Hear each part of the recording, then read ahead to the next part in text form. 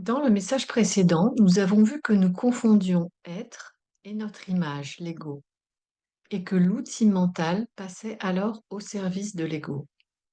Dans cette nouvelle pratique, nous allons voir comment cela s'exprime dans notre vie, comment cela nous empêche d'être nous-mêmes.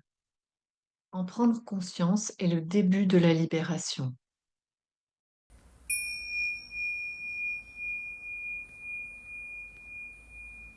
Lorsque nous ne sommes pas conscients de notre présence, nous devenons le jouet de l'ego mental, parce que nous sommes animés par la peur. L'ego cherche alors à se protéger en contrôlant son image, les autres ou la vie. Observez au cours des prochains jours quand vous vous surprenez en train de chercher ce que vous êtes dans votre image, votre apparence perçue, plutôt que dans le fait d'être. Ou lorsque vous constatez le besoin de comprendre, analyser, définir, conceptualiser, plutôt que de ressentir.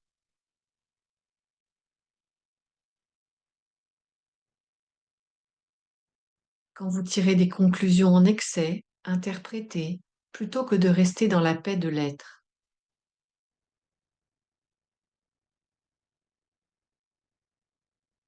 Lorsque vous vous projetez dans le passé et le futur, dans des souvenirs douloureux ou en train d'envisager le pire, plutôt que de rester dans le présent.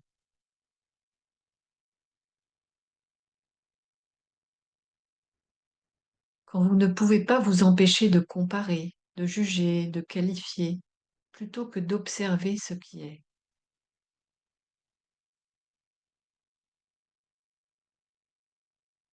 Quand vous cherchez des solutions, dramatisez, faites des stratégies, plutôt que de rester calme en prenant du recul et en laissant venir l'inspiration et les solutions.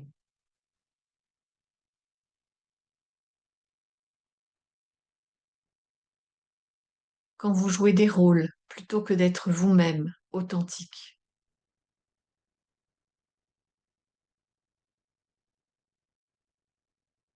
Lorsque vous vous plaignez, critiquez, vous portez en victime des autres ou de la vie, plutôt que d'écouter et prendre soin de vos besoins.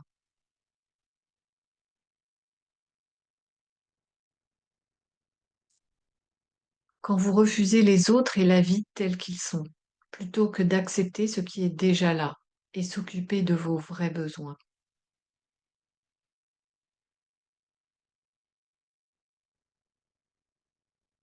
Quand vous vous laissez envahir par vos pensées, le discours intérieur, la voix dans la tête, plutôt que de tourner votre attention vers la paix et le silence intérieur.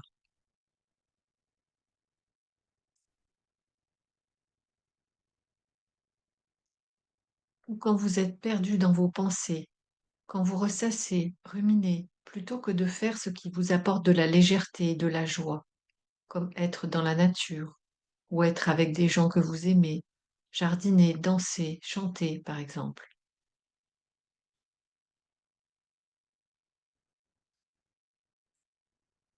Ce ne sont que des exemples. Observez sans vous juger.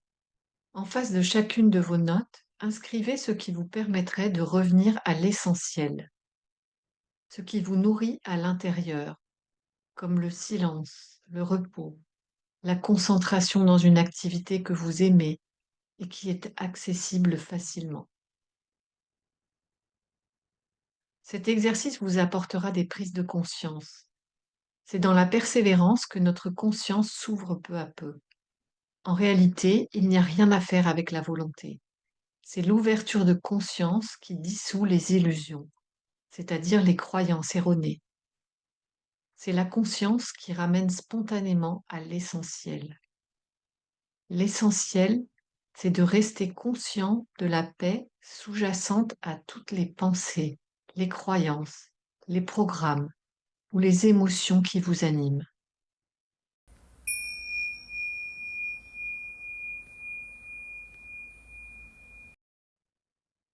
Voyons à présent un autre fonctionnement de l'ego mental.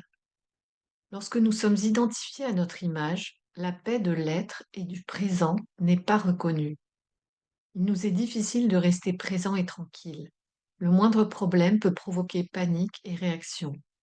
Le mental s'emballe en faisant des projections. Ce qui nourrit la peur développe l'anxiété et le stress.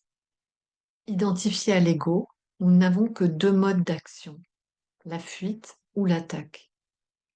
La fuite, c'est le repli, le retrait, la procrastination, l'inertie ou la soumission par exemple. L'attaque, c'est la lutte, c'est se battre, c'est faire pour s'occuper et ne pas ressentir. C'est chercher à dominer, chercher le pouvoir sur l'autre, la manipulation.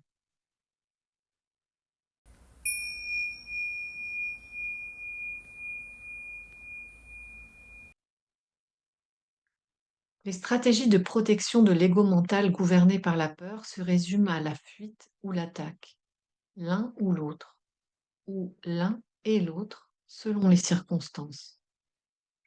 Prenez le temps d'observer et de répondre à ces questions. Premier cas de figure. Lorsque vous vous sentez menacé ou en danger, prenez-vous la fuite ou êtes-vous dans l'attaque? Comment cela se manifeste pour vous? Notez des exemples récents. Par exemple, se perdre dans le faire et l'action, ou s'occuper pour ne pas ressentir la peur, tenter de contrôler, se replier, s'isoler, se soumettre, devenir apathique, par exemple. Notez ce dont vous prenez conscience. C'est suffisant.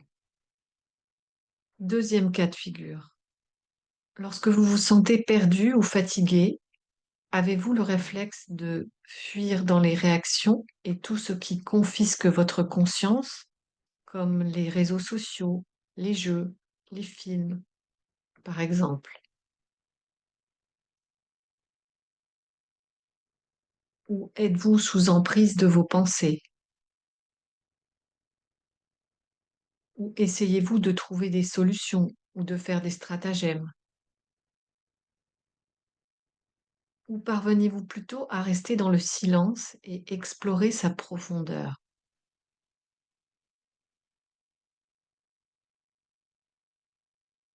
Troisième cas de figure.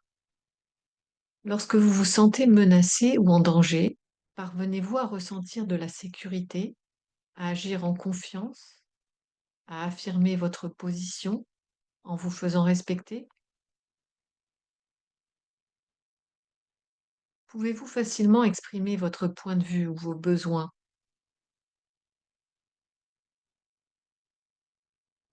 Quelles sont les circonstances difficiles où vous avez pu rester calme, prendre du recul et accepter la situation sans vous y identifier?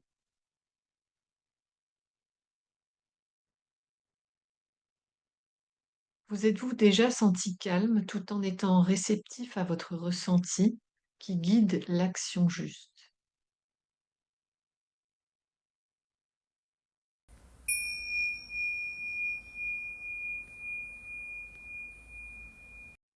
La plupart de nos pensées sont inutiles. Ce sont souvent des extrapolations, des projections, des suppositions, des interprétations ou de l'anticipation inutile. En Occident, nous apprenons à prévoir, anticiper, faire des stratagèmes ou des plans. C'est une croyance culturelle souvent bénéfique. Poussée à l'excès, c'est-à-dire motivée par la peur, elle devient un parasite. Elle pollue l'esprit. Elle empêche d'être présent.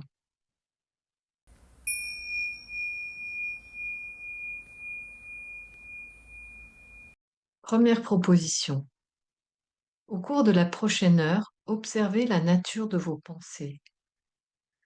S'agit-il de quelque chose d'essentiel ou est-ce une préoccupation, une inquiétude, une projection motivée par la peur? Seconde proposition.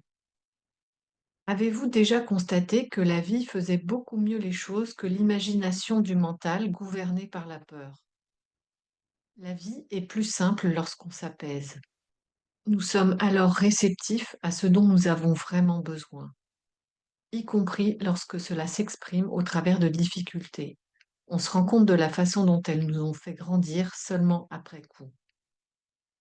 Notez des situations dans votre vie où vous n'avez pas eu le temps de planifier, vous n'aviez même pas envisagé une situation et où la vie a très bien fait les choses.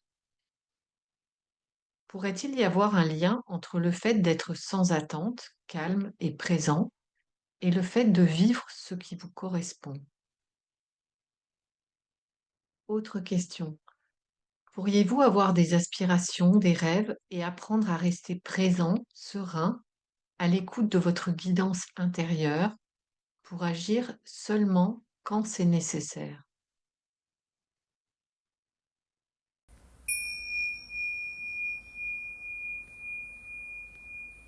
En attendant le prochain chapitre, vous pouvez liker, partager ou laisser vos commentaires sous cette vidéo. J'ai remarqué que les petits partages font de grandes évolutions au niveau de la conscience collective. Merci de contribuer à cet éveil en cours.